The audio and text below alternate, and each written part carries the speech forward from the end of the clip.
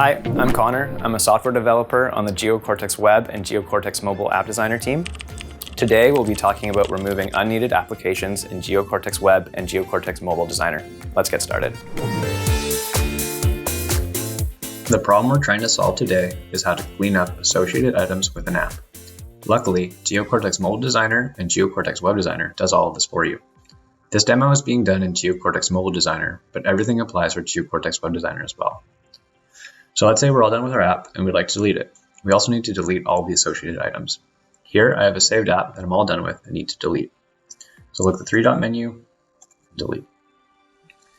This app has been pushed to testing and production, and Designer has made copies of the web map.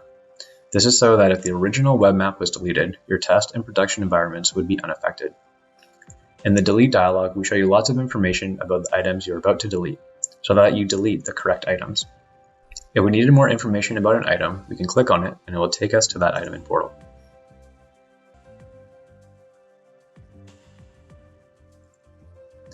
I can see the sharing permissions about each item. I can also see what groups an item has been shared with.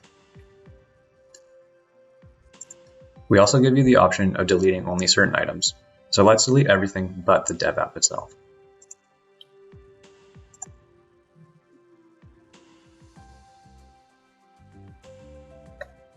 Now when we go back to the item, we'll see that only the dev app remains. So now let's delete the dev app. And we see that it's been removed from our dashboard and everything has been deleted. I hope you learned something today, and I'll see you next time.